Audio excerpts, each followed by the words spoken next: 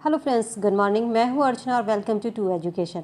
आज की इस क्लास में हम कवर करेंगे भारतीय संविधान से रिलेटेड इंपॉर्टेंट क्वेश्चन।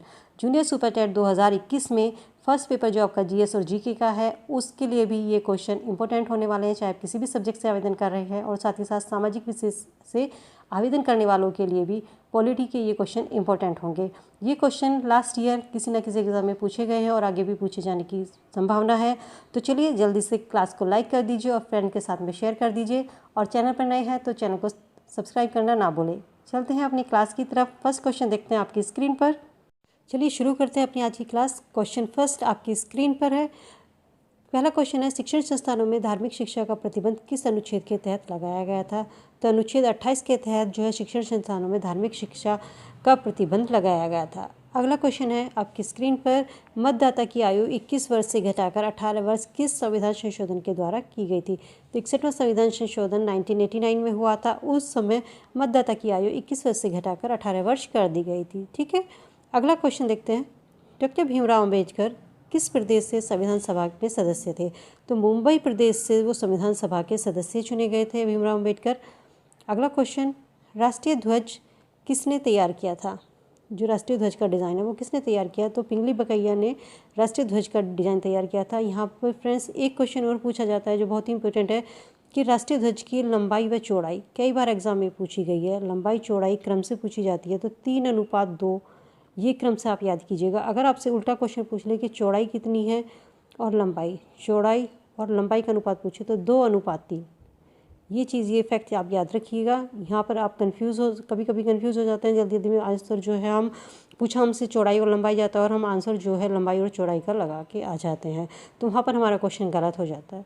तो इसलिए ये याद रखिए कि लंबाई चौड़ाई अनुपात पूछे तो 3:2 है, और चौड़ाई और लंबाई का अनुपात पूछे तो 2:3 आपको आंसर करना है। ठीक है, अगला क्वेश्चन है, आधुनिक भारत का मनु किसे कहा जाता है? तो डॉक्टर भीमराव अम्बेडकर को आधुनिक भारत का मनु कहा गया है। अगला क्वेश्चन है, दोनों सदनों की संयुक्त बैठक को कौन बुला सकता है? राष्ट्रपति है जो दोनों सदन की, राज्यसभा और लोकसभा दोनों सदन की बैठक को बुला सकता है। अगला क्वेश्चन देखते हैं, भारत में प्रथम आम चुनाव कब हुए थे? पहली बार जो आम चुनाव किए गए थे भारत में वो 1951 और 52 में किए गए थे। अगला क्वेश्चन, संविधान संशोधन द्वारा प्रस्तावना में संशोधन किस संशोधन के द्वारा किया गया था? तो 42वां संविधान संशोधन जब हुआ था 1976 में, उस समय प्रस्तावना में संशोधन हुआ था। 42वां संविधान संशोधन की डेट आप याद कर सकते हैं कि 4 और 2 को अगर आप ऐड करेंगे तो 6 होता है, तो 6 1976। अगर आपसे 44वां संविधान संशोधन है तो वो हुआ था 1978 में। इसको भी आप इस ट्रिक से याद कर सकते हैं कि 4 + 4 8 होता है, तो 1978 में 44वां संविधान संशोधन हुआ था। 42वां जो हुआ था वो 1976 में हुआ था। ठीक है फ्रेंड्स, अगला क्वेश्चन देखते हैं, शोषण के विरुद्ध अधिकार किस अनुच्छेद के अंतर्गत आता है? अनुच्छेद 23-24 में ये प्रावधान है कि अगर कोई किसी व्यक्ति के द्वारा कोई खरीद बिक्री, बेगारी या किसी प्रकार की अन्य ज़बरदस्ती लिया हुआ श्रम जो होगा, मेहनताना, निषिद्ध ठहराया जाएगा, जिसका उल्लंघन करने पर उसको दंडनीय अपराध है। और अनुच्छेद 24 में दिया गया है कि 14 वर्ष से कम आयु के बच्चे जो हैं किसी भी कारखाने में या किसी जोखिम भरे काम में अगर उनकी नियुक्ति पाई गई तो ये भी एक दंडनीय अपराध है और इसको आप नहीं कर सकते हैं। ठीक, अगला क्वेश्चन है, मौलिक अधिकार किस देश के संविधान संशोधन से लिए गए हैं? मौलिक अधिकार जो हैं वो संयुक्त राज्य अमेरिका से लिए गए हैं। इसमें मौलिक अधिकार जो आते हैं वो भाग 3 में आते हैं, और भाग 3 को भारत का मैग्ना कार्टा या भारत का अधिकार पत्र भी कहा गया है। इम्पोर्टेंट क्वेश्चन है, इसको आप नोट कर लीजिए। और ये क्वेश्चन भी एग्जाम में कई बार पूछा गया है। सभी क्वेश्चन सिलेक्टेड है, इंपॉर्टेंट क्वेश्चन है और किसी न किसी एग्जाम में पूछे गए हैं और आगे भी इनके पूछे जाने की पूरी संभावना है। अगला क्वेश्चन देखते हैं, किस संविधान संशोधन के द्वारा दिल्ली को राष्ट्रीय राजधानी का दर्जा दिया गया था? 69वां संविधान संशोधन जब हुआ था उस समय दिल्ली को राष्ट्रीय राजधानी का दर्जा दिया गया था। लोक लेखा समिति में कितने और किस सदन के सदस्य होते हैं? तो लोक लेखा समिति में 22 सदस्य होते हैं, जिसमें से 15 लोकसभा के और 7 सदस्य राज्यसभा के नियुक्त किए जाते हैं।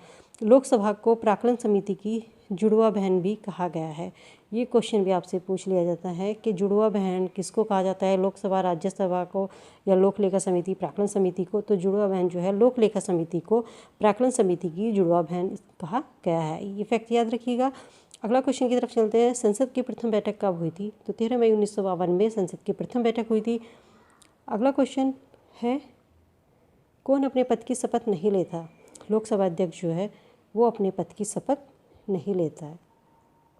अगला क्वेश्चन देखते हैं, भारत का राष्ट्रपति किस अनुच्छेद के अंतर्गत आता है? तो अनुच्छेद 52 के अंतर्गत राष्ट्रपति का निर्वाचन किया जाता है और अनुच्छेद 58 के अंतर्गत योग्यता रखी जाती है। जो राष्ट्रपति के निर्वाचन से योग्यता है कि भारत का नागरिक हो और 35 वर्ष की आयु पूरी कर चुका हो, ये सभी योग्यताएं जो हैं अनुच्छेद 58 के अंतर्गत की जाती है।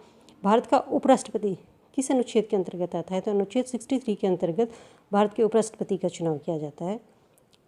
अगला क्वेश्चन है, महाभियोग की प्रक्रिया का उल्लेख किस अनुच्छेद के अंतर्गत है? अनुच्छेद 61 में प्रावधान किया गया है कि अगर कोई भी सदन में राष्ट्रपति के विरुद्ध महाभियोग लाया जा सकता है, लेकिन राष्ट्रपति को 14 दिन पहले उसकी लिखित सूचना दी जाएगी।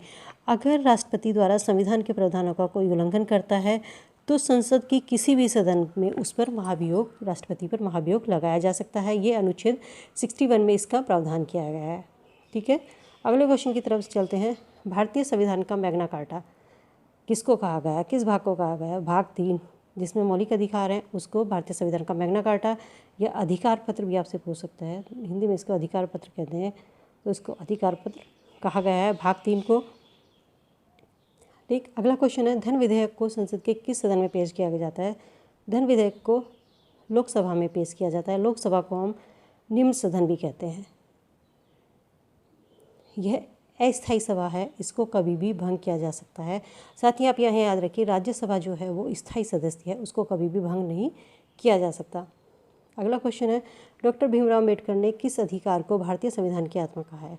संवैधानिक उपचारों का अधिकार जो अनुच्छेद 32 के अंतर्गत आता है उसको डॉक्टर भीमराव अम्बेडकर ने भारतीय संविधान की आत्मा या भारतीय संविधान हृदय की आत्मा कहा है। ठीक है, अगला क्वेश्चन, किस संशोधन के द्वारा संपत्ति के मूल अधिकार को एक कानूनी अधिकार बना दिया गया? तो जो 44वां संविधान संशोधन हुआ था 1978 में हुआ था। ये 1978 में संविधान संशोधन हुआ था। उस समय जो मूल अधिकार था संपत्ति का, उसको हटाकर अनुच्छेद 301 के तहत संपत्ति को कानूनी अधिकार घोषित किया गया था। अगला क्वेश्चन है, राज्यसभा का पदेन सभापति कौन होता है? उपराष्ट्रपति जो होता है वो राज्यसभा का पदेन सभापति नियुक्त किया जाता है। नेक्स्ट क्वेश्चन, केंद्र और राज्य के बीच संबंध, समवर्ती सूची, प्रस्तावना की भाषा कहाँ से लिए गए हैं? ये सब जो लिए गए हैं ये ऑस्ट्रेलिया से लिए गए हैं। और केंद्र और राज्य के बीच जो संबंध है इसका जो ये 7वीं अनुसूची में इनका वर्णन किया गया है। ठीक, अगला क्वेश्चन देखते हैं, राष्ट्रपति संसद में कितने सदस्य मनोनीत करता है? राष्ट्रपति संसद में टोटल 14 सदस्य मनोनीत करता है, 12 सदस्य राज्यसभा के और 2 सदस्य लोकसभा के।